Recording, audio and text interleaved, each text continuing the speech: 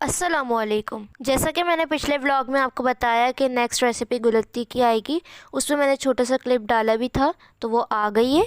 तो आइए इसको बनाना स्टार्ट करते हैं। सबसे पहले मैंने 250 ग्राम यानी कि 1 कप 1 पाव मैंने चावल लिए हैं सेला। इनको मैंने सोक होने के लिए रख दिया था 3 घंटे पहले, क्योंकि इनको ज़्यादा हमें सोक करना होता है। इसको बॉयल कर लेंगे 90% या 80% किया था, सॉरी 80% बॉयल कर लेंगे, इतना कि थोड़े से ना एक कनी इसमें रह जाए। तो इसका पानी जो है वो ड्रेन कर लेंगे और चावलों को अलहदा रख देंगे। तो इसमें ये चीज़ इस्तेमाल होंगी। खोया लिया है, खोपरा लिया है, क्योंकि हम कोकोनट गुलत्ती बना रहे हैं। सॉरी मैंने आपको स्टार्टिंग में नहीं बताया। दूध वाले चमचम लिए हैं और हमने यहाँ पे पेठा लिया है। अब घी डालेंगे, एक हाफ़ कप या 4 टेबल स्पून मैंने लिया है घी। और ये नॉर्मल वाला है, आप देसी घी भी ले सकते हैं। इसके अंदर 3-4 इलायची जो है वो खोल के ऐड कर देंगे। जब इलायची का फ्लेवर आ जाए तो इसके अंदर आपने खोया ऐड कर देना है 150 ग्राम। खोए को अच्छी तरह से मैश कर लें और घी के साथ इसको फ्राई कर लें, इतना कि ये ब्राउन हो जाए। जितना अच्छा ब्राउन कलर होगा उतना ही अच्छा गुलत्ती का कलर आएगा। तो जैसे कि मैंने आपको बताया है कि कोकोनट गुलत्ती बना रहे हैं, तो जब ये थोड़ा सा ब्राउन होने लगे उस टाइम पे आपने डालना है कोकोनट। डेसिकेटेड कोकोनट लिया है 2 टेबल स्पून। तो इसको अच्छी तरह से मैश कर लेंगे और फ्लेम को मीडियम टू लो रखेंगे। तो देखें जब हल्का हल्का ये फ्राई होने लगा है तो मैंने यहाँ पे पिसा हुआ खोपरा 2 टेबल स्पून ऐड कर दिया। ये मेरी मम्मा की रेसिपी है। उन्होंने कहा था कि आपकी पहले वाली गुलत्ती काफ़ी हिट गई है, क्योंकि उस पर 100K से अबव व्यूज़ है। तो मम्मा ने सोचा कि ना आप लोगों को ये वाली रेसिपी दें, ये बहुत अच्छी है। तो मैंने बनाई तो वाकई बहुत ही मज़े का टेस्ट था, लिटरली न्यू टेस्ट था इसका बिल्कुल। और कोकोनट का एक ना प्रॉपर फ्लेवर आ रहा था। तो देखिए ये कितना अच्छा सा ब्राउन हो गया। अब हम इसको निकाल लेंगे एक प्लेट के अंदर और इसको साइड पे रख देंगे। तो ये बिल्कुल शादियों वाली गुलत्ती बनती है। पहले जो मैंने आपको दिखाई थी उसमें तो मैंने अच्छा खासा इसको ब्राउन किया था। अभी मैंने इतना ज़्यादा नहीं किया क्योंकि मुझे देर हो रही थी और टाइम मेरे पास कम था। मैंने व्लॉग भी शूट किया था। अगर आप लोगों ने नहीं देखा व्लॉग तो आपको ऊपर नज़र आ जाएगा, वहाँ पे जाके आप लोग देख सकते हैं।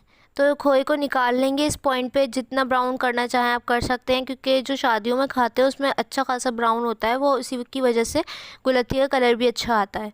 तो इसको निकालने के बाद सेम ऑयल को यूज़ करते हुए घी के अंदर अब आपने चावल ऐड कर देने हैं जो हमने बॉयल किए थे, थोड़े से ऐड कर देने हैं। फ्लेम को मीडियम रखेंगे, बिल्कुल लो कर देंगे, बिल्कुल मीडियम टू लो के दरमियान में आपने रखना है अभी, क्योंकि चावल एकदम से फ्राई होने लग जाते हैं ना, कड़क हो जाते हैं वो। अच्छा, पहले वाली गुलत्ती में काफ़ी ज़्यादा क्वेश्चंस आए थे कि हमारे चावल कड़क हो जाते हैं गुलत्ती के, ऐसा क्यों? तो मैं आज वो भी टिप दूंगी आपको।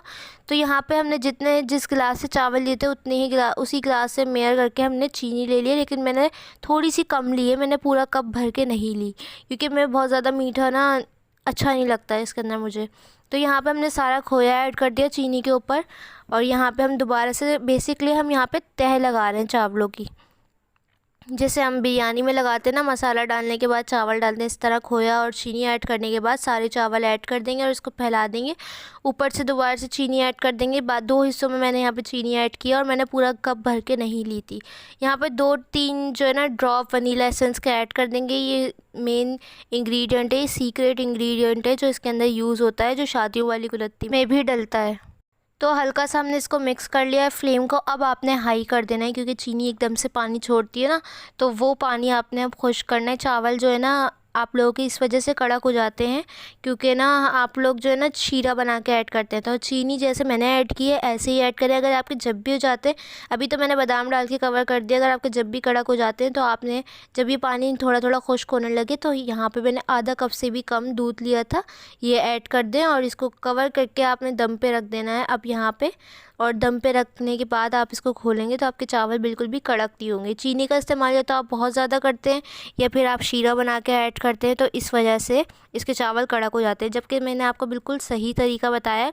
अगर आप मेरे तरीके से बनाएंगे तो आपको दूध डालने की भी ज़रूरत नहीं होगी। लेकिन कुछ मेरी पहले वाली गुलत्ती पे सब्सक्राइबर्स ने कमेंट किया था कि नहीं हमारे चावल कड़क हो जाते हैं, तो इस वजह से मैंने आपको ये तरीका बताया। इंशाल्लाह बिल्कुल भी नहीं होंगे, इसको ज़रूर फॉलो कीजिएगा। जब ये दम पे से हटाएं आप चावल को, तो आपने इस पर पेठा ऐड कर देना है। सर्व करने से पहले आपने देखा होगा देग में जो होती है उस पर ये सारी चीज़ें, सारे लवाजमात जो हैं वो डाले गए होते हैं।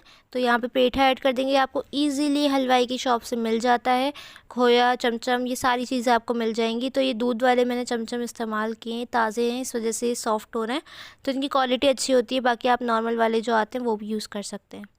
तो इसको करने के बाद ना अब हम यहाँ पे मैंने बादाम भी ऐड किए थे और अब हम इसको सर्व करते हैं। गुलत्ती बिल्कुल तैयार है। इसके अंदर से कोकोनट की पूरी मतलब एक ना अच्छा सा फ्लेवर भी आ रहा था और खुशबू भी आ रही थी। मैं समझ रही थी मम्मा ने ऐसे ही बोल दिया कि ना हम कोकोनट ऐड कर देंगे खोए में तो वो कोकोनट गुलत्ती हो जाएगी, लेकिन प्रॉपर उसका टेस्ट आ रहा था। लिटरली बहुत मज़े की बनी थी। तो ये वाला फ्लेवर ज़रूर ट्राई कीजिएगा। कैसी लगी रेसिपी कमेंट सेक्शन में बताइएगा। फीडबैक देने के लिए आप लोग मुझे इंस्टाग्राम पे फॉलो कर सकते हैं, उसका लिंक आपको डिस्क्रिप्शन में मिल जाएगा, वहाँ पे आप लोग पिक्चर शेयर कर सकते हैं। इंशाल्लाह मिलूँगी नेक्स्ट रेसिपी के साथ या फिर व्लॉग के साथ। तब तक के लिए मुझे और मेरी फैमिली को दुआओं में याद रखिएगा। अल्लाह हाफ़िज़।